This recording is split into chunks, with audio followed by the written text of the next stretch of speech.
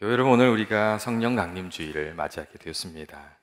정말 하나님께서 우리에게 보내주신 진리의 그 성령님의 그 귀한 은혜가 저와 여러분과 우리 교회에 늘 충만하기를 주의 이름으로 축원드립니다. 하나님께 구원받은 우리들에게 하나님이 주신 가장 귀한 선물이 여러분 무엇이라고 생각하십니까? 구원받은 우리들에게 주신 선물 이렇게 많잖아요. 가장 귀한 것이 여러분 무엇이라고 생각하십니까? 구원받은 우리에게 주신 가장 귀한 선물은 성령님이십니다. 일찍이 예수님께서 기도해야 된다고 기도에 대해서 말씀하시면서 너희가 기도하면 아버지께서 좋은 것으로 주시지 아니하겠느냐 그런 말씀을 하셨습니다. 그리고 예수님께서 무엇을 주시겠다고 말씀하셨냐면 우리가 기도하면 하나님께서 성령님을 주신다고 그렇게 말씀하셨습니다. 하나님 주시는 것이 많이 있는데 성령님이 가장 귀한 분이시기 때문에 예수님께서 그렇게 말씀하셨습니다. 그리고 예수님께서는 예수님께서 제자들을 떠나 이제 하나님께로 가시게 될 텐데 그때에 성령님을 보내주시겠다는 말씀도 하셨습니다. 오늘 우리가 함께 읽은 16절의 말씀을 보면 내가 아버지께 구하겠으니 그가 또 다른 보혜사를 너희에게 주사 영원토록 너희와 함께 있게 하리니 라는 그런 말씀이 있습니다. 예수님께서는 제자들을 떠나시지만 이 성령님을 보내주셔서 제자들을 홀로 이 땅에 내버려 두지 아니하시고 성령님과 함께 하시도록 그렇게 하시겠다고 말씀하셨습니다. 그것이 제자들에게 더 좋은 것이 될 것이라고 그런 말씀을 하셨습니다. 여러분, 성령님은 어떤 분이십니까? 성령님은 삼위일체 하나님 중에 한 분이시고 우리를 돕기 위해서 우리에게 오신 하나님이십니다. 오늘 말씀에 나오는 성령님의 다른 이름인 이 보혜사라는 단어, 이 파라클레이토스라는 단어의 뜻이 다른 의미가 아닙니다. 돕는 분이시라는 그런 뜻을 가진 단어입니다. 때때로 사람들 중에 오늘 말씀을 읽고 그렇게 질문하시는 분이 있으세요. 예수님께서 또 다른 보혜사를 보내시겠다고 말씀하시는데 그러면 보혜사가 또 있습니까? 이렇게 물어보시는 분들이 있으세요. 네, 그 예수님께서 왜 또 다른 보혜사를 보내시겠다고 하셨냐면 예수님께서 우리를 돕기 위한 보혜사로 이 땅에 오셨기 때문에 예수님께서 또 다른 보혜사를 보내시겠다고 성령님을 보내시겠다고 그렇게 말씀하셨던 것이었습니다. 예수님께서 성령님을 또 다른 보혜사로 말씀하셨던 것이죠. 성령님께서는 우리를 돕기 위해서 우리에게 오셨고 그렇기 때문에 우리가 간절히 하나님께 기도하며 하나님의 도우심을 구하면 하나님께서 성령님을 통해서 우리를 도와주십니다. 우리가 어려울 때 위로를 주시고 우리가 힘들 때 힘을 주시고 또 우리의 도움이 되어 주십니다. 우리가 간절히 하나님의 은혜를 구하면 하나님께서 우리들을 지켜주시고 돌봐주시는 은혜를 베풀어 주십니다. 제가 며칠 전에 어떤 분을 한번 만났어요. 그래서 이제 이런저런 얘기를 했는데 그분이 그런 얘기를 하시더라고요. 어떤 계약을 하려고 사인을 하려고 막 준비를 하고 계셨대요. 그런데 늘 이상하게 마음이 그렇게 좋지가 편치가 않으시더라는 거예요. 그래서 사인을 앞두고 사인을 하지 않았대요. 이건 좀 이상한 것 같다. 그리고 사인을 하지 않았대요. 그리고 근데 사인을 안 하기로 결정하고 나니까 그게 했으면 큰일 날 일이었다는 거예요. 근데 그런 얘기를 하면서 하나님께서 지켜주신 것 같다고 그런 얘기 하시는 걸 들은 적이 있습니다. 그리고 예전에 사업을 하시다가 어려움을 겪으셨던 유집사님이라는 제가 한 분 알고 계시는데 그분이 이런 얘기도 하신 적이 있어요. 정말 성령님께서 우리 마음을 지켜주신다는 거예요.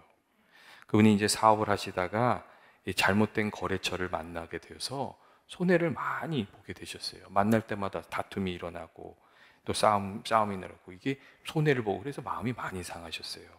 그래서 어려움을 겪게 막 되셨는데 문득 마음에 그런 마음이 드시더라는 거예요. 내가 그동안 기도하지 못했구나. 믿음 생활 제대로 하지 못했구나.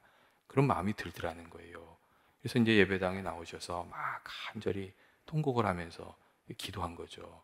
하나님께 이제 도와달라는 기도도 하고 믿음 생활 잘못했다는 것도 기도하고 그렇게 기도를 하셨대요. 근데 기도하시는데 문득 하나님 말씀이 생각이 나더래요. 내가 어찌하여 그렇게 낭망하느냐. 내 마음이 그렇게 염려하냐, 불안해하느냐, 그 말씀이 이렇게 딱 생각나더라는 거예요. 그리고 마음이 이렇게 차분해지더래요. 그리고 이제 나중에 그 못되게 하는 그 사람하고 계속 문제를 해결해야 됐는데, 그분이 경험한 게 어떤 거였냐면, 그 전까지는 그 사람만 보면 이렇게 열불이 안에서부터 확 나가지고 말도 제대로 못하고 막 그랬다는 거예요. 근데 그 다음부터는 이 마음이 차분해져서 흥분하지도 않고 화를 내지도 않고 이야기를 하면서 그 문제를 풀어내실 수 있었다는 그런 이야기를 하셨습니다. 여러분, 정말 주님을 붙들었더니 하나님께서 그분의 마음과 생각을 붙들어 주셨던 거죠. 여러분, 우리가 정말 하나님께 도우심을 구하고 또 성령님의 도우심을 구하고 살아가면 성령님께서 우리들의 마음과 생각을 지켜주셔서, 우리의 마음과 생각을 지켜주셔서 이게 주님의 손에 붙들려서 이렇게 살아가는 은혜를 누리게 하십니다.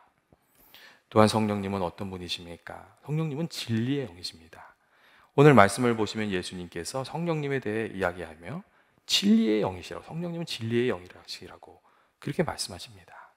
이 진리의 영이라는 뜻이 무슨 뜻입니까? 옳고 그름을 비추어 주시는 분이시라는 그런 뜻입니다. 이 하나님의 말씀으로 우리들의 삶을 밝히 비춰 주시는 분, 이게 성령님이라고 말씀해 주고 있습니다. 여러분, 미혹의 영인 사단은 우리들의 삶을 늘 복잡하게 만들고 어둡게 만듭니다. 그래서 사단의 유혹에 넘어가면 그 삶이 복잡해지고 어두워집니다. 그런데 성령님은 그렇지 않습니다. 우리가 성령의 말씀을 따라가면 빛 대신 성령님께서 우리들의 삶을 비추어 주셔서 여러분, 우리들의 삶이 밝아지고 또 은혜 가운데 살아가게 됩니다. 이 성령님께서 우리 도와주셔서 온전한 구원을 이루며 하나님 은혜 가운데 살아가도록 이렇게 우리들의 삶을 이끌어 가시기 때문에 그렇습니다. 성령님께서 우리 가운데 오셔서 하시는 일에 어떤 것이 있습니까? 첫째로 진리의 영이신 성령님께서 하시는 일은 우리들에게 이게 죄를 깨닫게 해주시는 그런 일을 하십니다. 요한복음 16장 8절 말씀을 보면 그가 와서 죄에 대하여 의에 대해서 심판에 대해서 세상을 책망하시리라 하는 그런 말씀이 있습니다. 그러니까 성령님께서 죄를 깨닫게 해주시는, 드러내시는 그런 역할을 하신다는 그런 말씀입니다. 사실 우리가 죄에 익숙하게 죄에 젖어서 살면 내가 하는 말이나 행동이 그게 잘못된 것인지 바른 것인지 잘 분간하지 못할 때가 있습니다. 이 거짓에 익숙해지면 거짓말을 하는 것을 죄로 여기지 않게 되고 당연한 것처럼 이렇게 여기면서 그렇게 살아갑니다. 그런데 우리가 성령의 은혜를 받게 되면 죄가 깨달아지고, 그래서 마음에서부터 이 회개하지 못했던 것들이 회개가 되고 막 눈물이 나오고 그렇게 됩니다. 그리고 더 나아가서 하나님 앞에 내가 죄인된 존재였구나, 그것도 깨닫게 됩니다. 그렇게 되면 우리가 겸손해지죠. 하나님 앞에서 겸손해지지요. 그리고 은혜를 받게 됩니다. 그런데 우리가 성령의 은혜를 떠나서 살면 이 자신의 죄를 깨닫지 못하고 착각을 하면서 살아갑니다. 다른 사람과 비교하면서 내가 의인인 것처럼 생각하면서 살고 하나님 앞에서도 내가 의인인 것처럼 생각하면서 교만한 마음으로 살아가게 됩니다. 그렇게 되면 가장 큰 문제가 생기는데 하나님의 은혜를 받지 못하게, 구원을 받지 못하게 된다는 점입니다. 자기 자신이 죄인이라는 것을 깨달아야 우리 구원자 되신 예수님을 의지하게 되고 예수님을 영접하게 되고 주의 은혜를 누리면서 살아가게 되는데, 내가 스스로 어렵다고 생각하면 이 구원의 길이 시작이 되지가 않는 겁니다.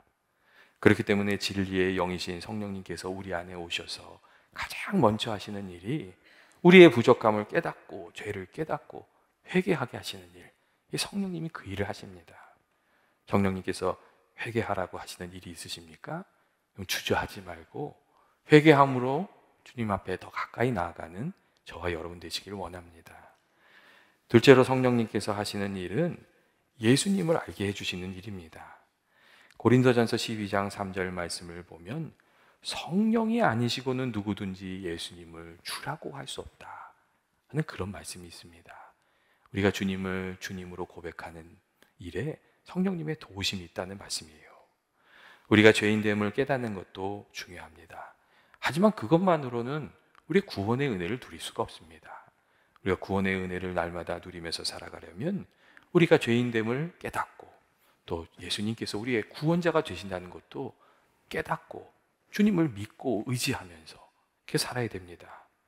그런데 세상 사람들하고 이야기를 이렇게 나누다 보면 예수님이 나의 구주시라는 것을 믿는다는 게 참 쉬운 일이 아니구나, 그런 생각을 하게 되는 때가 많습니다. 생각보다 믿고 싶어도 믿어지지 않는 사람들이 많이 있어서 그렇습니다. 여러분, 혹시 예수님이 나의 구주로 믿어지세요? 그러면 정말 그런 귀한 은혜를 받으신 거예요. 그런데 이게 믿어지지 않던 사람들도 성령님께서 우리 마음에 감동을 주시면 말씀을 들을 때에 어느 순간 예수님의 사랑이 믿어지고, 그 말씀이 믿어지고, 십자가가 믿어지고, 구원받은 백성으로 살아가게 되는 것이거든요. 이 예수님이 구주시라는 것을 깨달아서 구원에 이르게 하는 분, 그것을 도와주신 분이 성령님이세요. 그리고 성령님께서는 우리가 믿음 생활할 때도 하나님을 날마다 더 깊이 알아가도록 도와주십니다. 우리가 말씀을 읽을 때 하나님이 어떤 분이신지 알게 해주시고, 그 사랑이 더 깊이 깨달아지게 하시고, 또 말씀을 통해서 우리가 하나님의 뜻도 알게 해주시고, 또 성령님께서 역사해 주시면 하나님의 능력도 우리가 체험하고 고백하면서 살아가게 해주시잖아요. 하나님을 더 깊이 고백하게 하는 분이 성령님이십니다. 그래서 에베소서 1장 17절부터 19절 말씀을 보면 이런 말씀이 있어요. 우리 주 예수 그리스도의 하나님, 영광의 하나님께서 지혜와 계시의 영을 너희에게 주사, 그런 말씀이 있어요. 이 지혜와 계시의 영이 뭐겠어요? 성령님이죠. 성령님을 주셔서, 그 다음에 이어지는 말이 이렇습니다. 하나님을 알게 하시고 너희 마음의 눈을 밝히사 그의 부르심의 소망이 무엇이며 성도 안에서 기업의 영광의 풍성함이 무엇이며 그의 힘의 위력으로 역사하심을 따라 믿는 우리에게 베푸시는 능력의 지극히 크심이 어떠한 것을 너희로 알게 하시기를 원하노라 하는 그런 말씀이 있습니다. 이 사도 바울은 성령님께서 도와주셔야 우리가 하나님을 깊이 깨닫게 되고 그 능력을 체험하게 된다는 것을 알았기에 에베소 교인들을 위해서 이렇게 기도하고 있었습니다. 여러분, 하나님을 날마다 더 깊이 알아가고 주의 은혜 가운데 살아가기를 원하십니까? 그렇다면 성령의 은혜를 사모하고 기도하는, 날마다 성령의 은혜를 사모하면서 기도하는 그런 삶이 되시길 주의 이름으로 축원드립니다. 셋째로 성령님께서 하시는 일은 우리의 성품이 변화되어 예수님을 닮아가고 또 성령의 열매를 풍성히 맺으면서 살아가도록 우리를 도우시는 겁니다. 사실 우리가 은혜로 구원받았지만, 하나님의 자녀가 됐지만 부족한 점이 많이 있잖아요. 그래서 그런 부분들을 바로잡고 예수님 닮아갈 수 있도록 도와주시는 분이 성령님이세요. 성령님께서는 먼저 우리들의 속사람이 거듭나게 하시고, 성령의 은혜에서 우리가 속사람이 예수 믿는 사람으로 거듭나게 하시고, 그 다음에 성령의 인도하심을 따라서 예수님을 닮아가도록 하십니다. 성령님께서 우리에게 주시는 말씀에 순종하고 내 고집을 날마다 내려놓으면 조금씩 우리가 달라지게 되고 어느 순간 예수 닮은 성품을 가진 사람이 우리가 되게 해주십니다. 이 성령님의 말씀을 따라가면 날마다 그 삶이 점점 더 좋아집니다. 이 성령님께서 선한 길로 우리를 이끄시기 때문에 그렇습니다. 여러분, 좋은 코치가 하는 일이 그렇지 않습니까? 코치들이 옆에서 딱 붙어가지고 막 잔소리도 하고 막 이렇게 시키기도 하고 그러잖아요. 그런데 그 코치의 말을 잘 듣고 거기서 하나씩 따라가면 신기하게도 뚱뚱했던 배가 홀쭉해지고, 그 다음에 연약했던 이들이 막 건강해지고, 그리고 꾸부정했던 몸이 펴지게 되고 똑바로 펴지게 되고, 그런 일들이 일어나거든요. 다른 모습으로 살아가게 되거든요. 저도 이 교통사고 당한 다음에 어떤 의사 선생님을 만나게 됐어요. 근데 그 의사 선생님이 얼마나 잔소리를 하시는지 이래라 저래라 말씀 많이 하시더라고요. 그리고 몸을 만지는데요, 그렇게 아파요. 근데 아플 때마다 몸이 낫는 거예요. 그래서 제가 알았어요. 아, 이게 낫는 길이구나, 이게 올바른 길이구나. 제가 그걸 체험했던 적이 있습니다. 그런데 성령님께서 꼭 그렇게 영적인 코치가 되셔서 우리들에게 말씀하시고 선한 길로 인도해 주시는 겁니다. 그래서 그 말씀에 순종하면 과거의 잘못된 습관에서 우리가 벗어나게 되고 또 성령의 귀한 열매도 맺으면서 살아가게 되는 줄로 믿습니다. 여러분 갈라디아서 5장 16절 말씀을 보면 그래서 성령을 따라 행하라고, 성령을 따라 행하라고 그렇게 말씀해주고 있습니다. 그리하면 육체의 욕심을 이루지 아니할 것이라고 그렇게 말씀해주고 있습니다. 여러분, 우리가 성령을 따라 정말 행해야 세상의 유혹을 거슬려서 이기면서 살아갈 수 있고, 성령을 따라 행하면서 살아야 주님 주시는 기쁨과 감사로 살 수가 있고, 또 성령의 음성을 따라서 살아야 주님이 원하시는 일도 이루면서 살아갈 수가 있습니다. 여러분, 성도된 우리들이 어떻게 살아야 됩니까? 여러분, 성령을 따라야 삽니다. 성령의 음성에 따라 살아가는 저와 여러분 되시길 주의 이름으로 축원드립니다. 넷째로 성령님께서 하시는 일은 이 복음 전할 수 있는 능력을 우리에게 주십니다. 사실 우리가 예수 믿는 것도 참 원래 신기한 일이죠. 그런데 다른 사람에게 복음 전해서 그 사람이 예수님을 믿고 또 영접하고 예수 믿는 사람 되는 건, 여러분, 그건 진짜 신기한 일입니다. 복음을 전하다 보면 그런 마음이 좀 들어요. 내가 이게 누군가에게 복음을 전하는 게 결코 쉽지가 않습니다. 그런데 성령님께서 도와주시면 그 사람의 마음이 열리고 예수님을 영접하게 되고 믿는 사람이 됩니다. 그래서 여러분, 기도하고 전도하러 가라고, 전도해야 될 사람이 있으면 그 사람을 위해서 기도를 많이 하라고 그런 이야기도 많이 하잖아요. 성령님께서 도와주셔야 되기 때문에 그렇거든요. 사도행전 1장 8절 말씀을 보면 예수님께서 오직 성령이 너에게 임하시면 너희가 권능을 받고 예루살렘과 온 유대와 사마리아 땅끝까지 이르러 내 증인이 될 수 있을 것이라고 그렇게 말씀해 주셨습니다. 그리고 예수님 이 말씀대로 제자들이 성령의 은혜를 충만히 받았을 때에 담대하게 예수님을 증거하는 삶을 살게 되었습니다. 그런데 여러분, 우리들도 마찬가지입니다. 우리도 성령의 은혜를 받을 때에 믿음의 확신을 가지고 살아갈 수 있고, 또 성령님께서 우리들을 도와주실 때에 담대하게 주님을 증거하면서 살아갈 수가 있습니다. 여러분, 예수 믿는 삶은 우리 힘과 지혜만으로는 될 수가 없는 삶입니다. 성령의 은혜를 힘입어서 살아갈 때 살아갈 수 있는 삶, 이게 예수 믿는 삶입니다. 성령님의 도우심이 있을 때 우리의 부족함도 깨달을 수 있고, 주님을 날마다 나의 구주로 고백할 수 있고, 또 죄를 이기고 성령의 열매를 맺으면서 예수님도 닮아가면서 그렇게 살아갈 수가 있습니다. 그래서 부활하신 예수님께서 제자들에게 너희가 예루살렘을 떠나지 말고 내게 들은 바 아버지의 약속하신 것을 기다리면서, 성령을 받기를 기다리면서 거기에 머물러 있으라고, 성령 받고 힘을 얻어서 살아가라고 그렇게 말씀해 주셨습니다. 여러분, 우리가 성령의 충만함으로 살려면 어떻게 해야 됩니까? 성령의 충만함을 받으면서 살아가면 예수님 앞에 부지런히 나아가야죠. 예수님 만나야 우리가 성령의 충만함을 받잖아요. 그리고 또 성령의 충만함을 사모하면서 기도하는 저와 여러분 되시기를 원합니다. 사모하는 이들에게 하나님께서 은혜 주신다고 약속해 주셨기 때문에 그렇습니다. 그리고 성령의 충만함을 받아서 살아가려면 이게 성령님께서 우리에게 어떤 말씀을 주실 때에 거기에 순종하는 삶으로 여러분 살아야 됩니다. 우리가 순종할 때마다 주님과 우리가의 관계가 더 가까워지고, 우리가 순종할 때마다 주님께서 우리를 더 단단히 붙들어 주시고 또 은혜 주시기 때문에 그렇습니다.